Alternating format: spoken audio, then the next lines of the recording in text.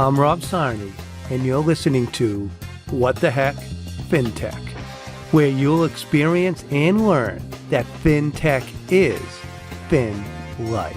Let's get started.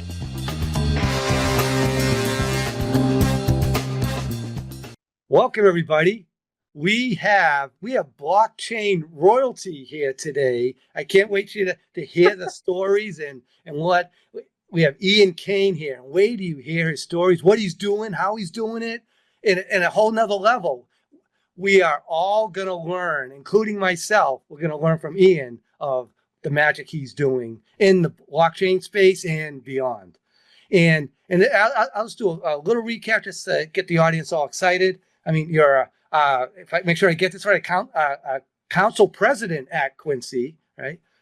Founder of QUBIC Labs, and we'll talk about QUBIC Labs, right? And Ian is the host and co-founder of Boston Blockchain Week. So and that's just coming up in September, in a few weeks. So Ian, I won't do it justice. I'd love to hear your story, tell your story. How did you get to this? Focus on blockchain. We'll talk about you are a Senate candidate for Massachusetts. I want to talk about that too and how that all fits into your brand and what you do. But sure. I'd love to hear that journey. How did you get there to where you are right now? It didn't happen overnight. No, and it wasn't a direct line. But first of all, Rob, I want to say thank you for having me. It's nice to see you. It's great to be with you on your show. So where did I start? I was born in Boston. I grew up in Quincy, went to school here until I went to BC High in Dorchester, went to Boston College. I graduated in 2004 with a degree in political science. Now, I'd always wanted to go into politics since I was young. That was my vision for the future. But I deterred from that and went into business after undergrad. I worked for a couple of years for a commercial real estate firm called Tishman Speyer, which is a global company based in New York. I worked in their Boston office. And soon after, I joined an energy-focused private equity fund called BTU Ventures. We were based in Waltham, Massachusetts, and had an office in Dubai. It was a small firm. We had 25 people, but we managed two limited partnerships that were about $300 million each. Of power plant assets in the Middle East, North Africa, and East Asia. So I went from being kind of a very local Quincy kid to this kind of global citizen overnight, which was a treat and an education because I got to learn about geopolitics and global finance up close and personally. I spent 5 years there. I went back to school and got an MBA at Duke. I graduated in 2013. Came back to the Boston area and joined a tech startup called Luminoso, which was spun out of the MIT Media Lab. This is an early-ish to where we are today, AI, machine learning, natural language processing play. So we were developing software that understood language like humans, built on a large corpus or lexicon of words and phrases that was built out of the MIT Media Lab. So we were selling to people like market researchers and survey companies, people with large amounts of qualitative text that needed to be distilled, and now we're in this AI realm, which is much further advanced and probably the place where we're trying to go, but we were just a little early. At the same time, I'm living in Quincy at the time, and I got, still have this political bug, and a seat on the city council opened up, so I decided to run. And I've spent the last 10 years now on the Quincy City Council. So I've been elected 5 times. As you referenced, I'm the current city council president, which has been a great experience for me to work with my colleagues in a greater leadership role.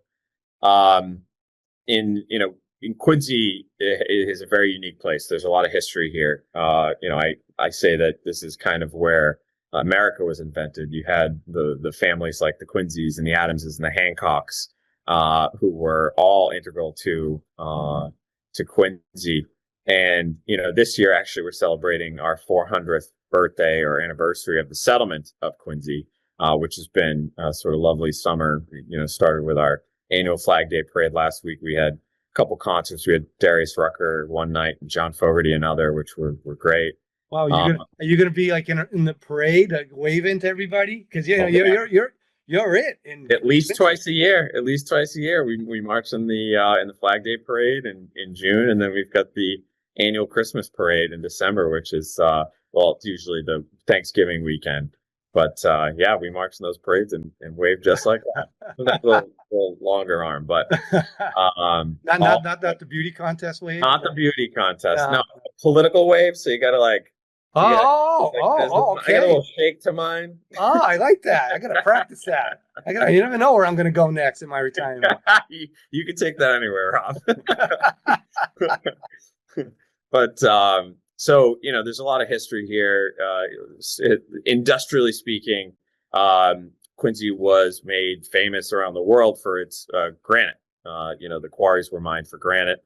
Building structures all over the world were made of Quincy granite. And then you sort of fast forward into the World Wars, where Quincy had General Dynamics shipyard that built the ships that fought in our world wars.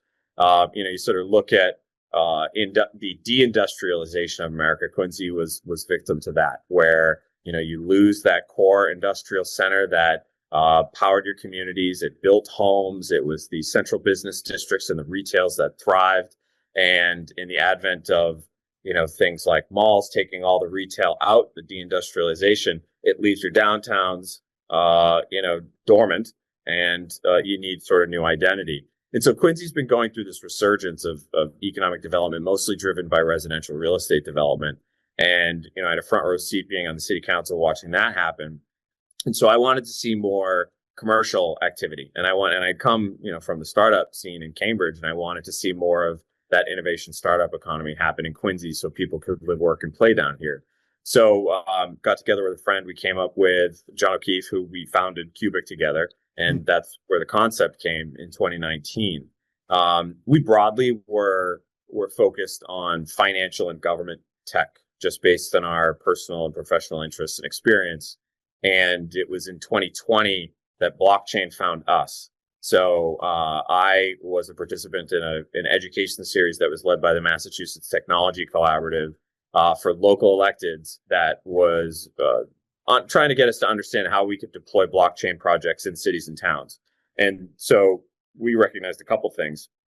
If we wanted to differentiate ourselves as QUBIC Labs in a marketplace of incubators and accelerators, then this would be a good path to go, because nobody in the greater Boston area is really building that. There were a bunch of meetups for blockchain and Bitcoin and crypto, but there was no center that was focused on blockchain and digital assets. So we started marching down this path, and it worked. We started telling a story, and we started getting to know the space. We started getting to know the tech. We clearly sort of delineated and understood that there was blockchain, the underlying technology, and sort of cryptocurrency and the tokens and the NFTs and all this, which were creating value that people were speculating on.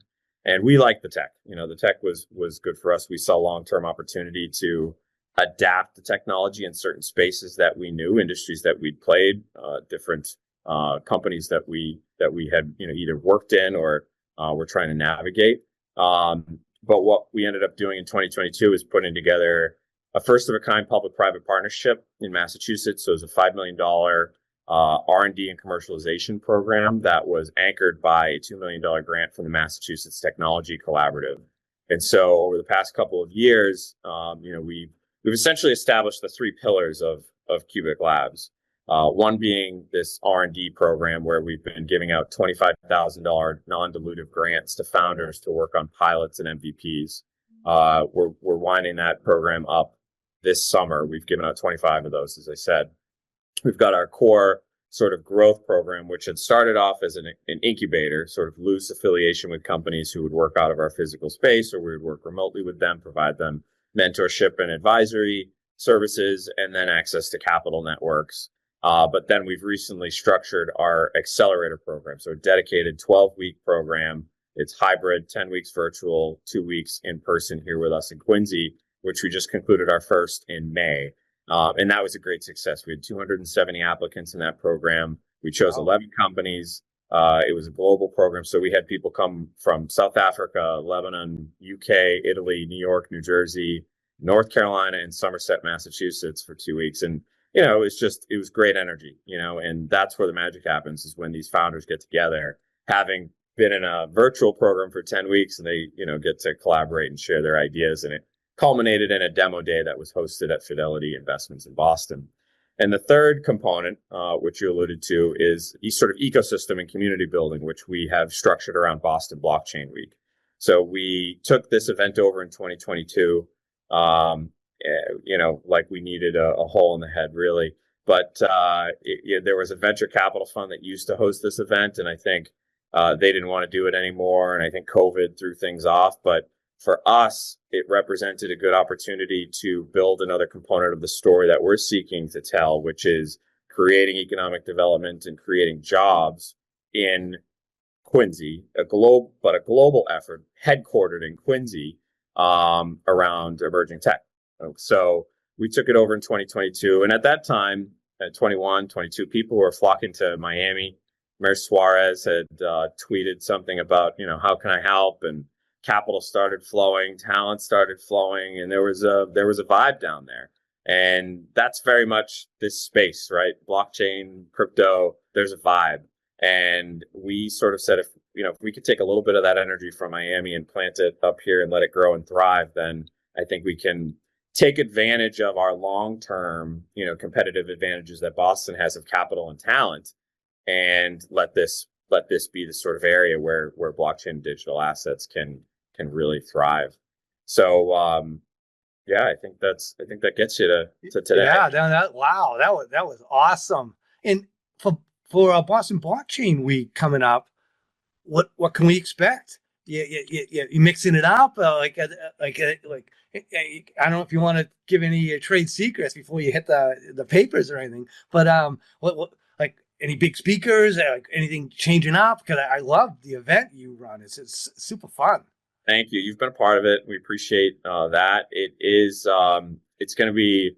I think this is going to be the best one that we've done yet.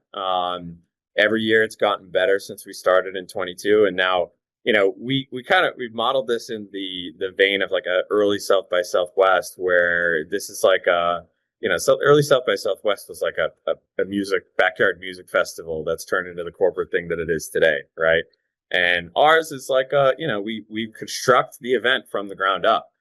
So we have this huge tent that seats 200 people. We have a lounge tent. We have beer, wine trucks. We do side events at the restaurants in the area down here in Quincy Center. But it's authentic. It's authentic, and it's always good quality content, always good quality networking.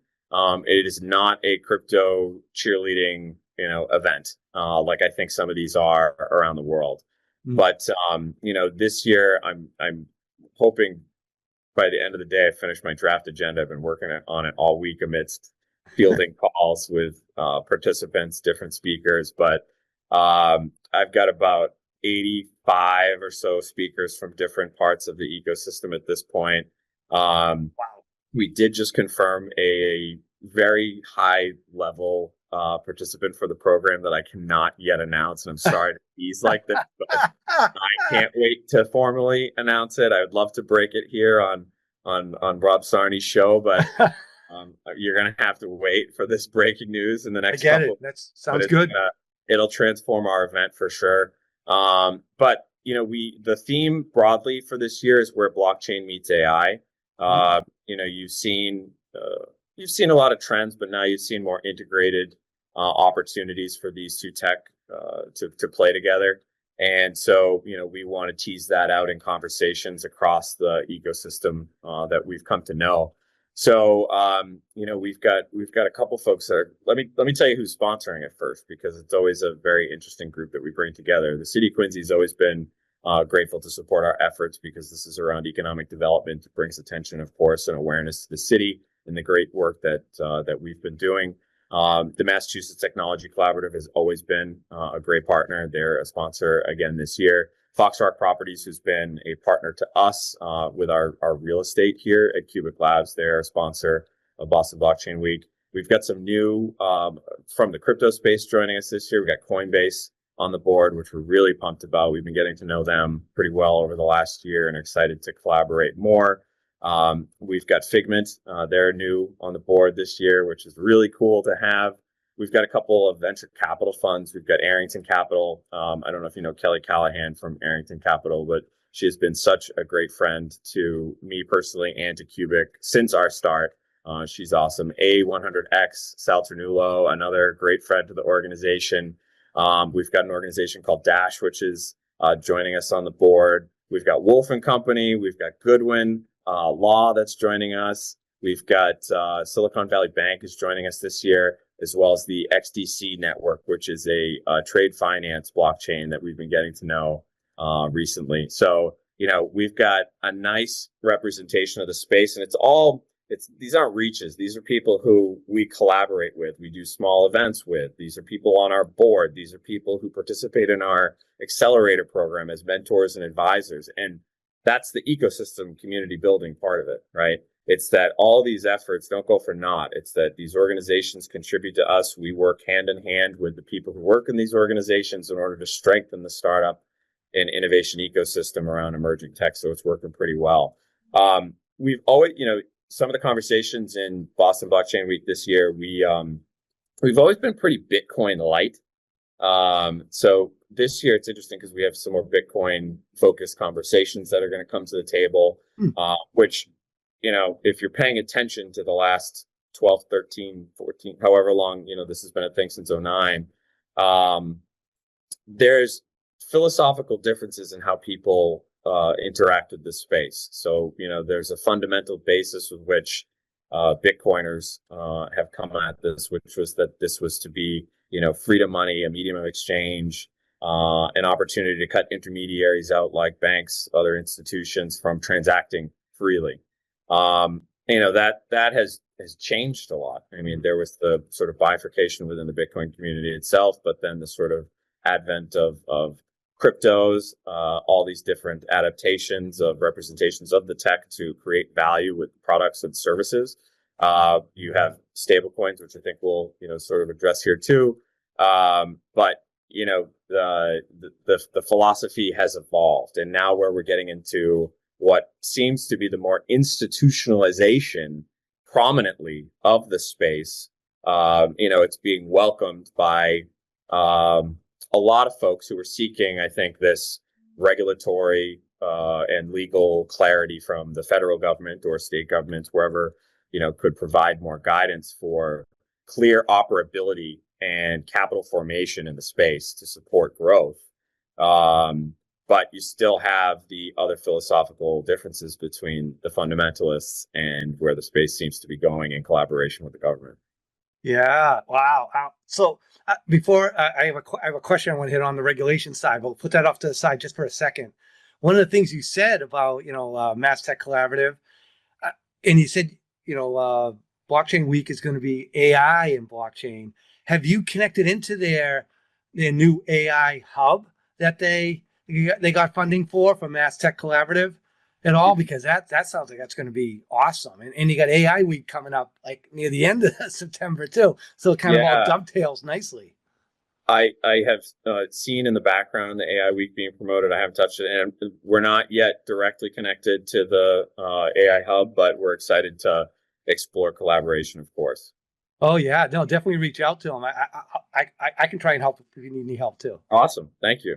So put that off to the side because it got me thinking on the AI, because it's a natural connection. Yeah. So all these great technologies, they're all going to converge, and we're going to figure out how to use them well together to really advance, the whole ecosystem. Please come back to part 2 with Ian Cain as he goes deeper into regulation from the state and federal level. And he explains and gives us inside baseball on his Senate run. Thank you for listening to What the Heck, FinTech. Make sure you tune into our next episode as we continue to interview FinTech leaders and share real-world stories from across the FinTech ecosystem, so you can fully understand that FinTech is Fin Life.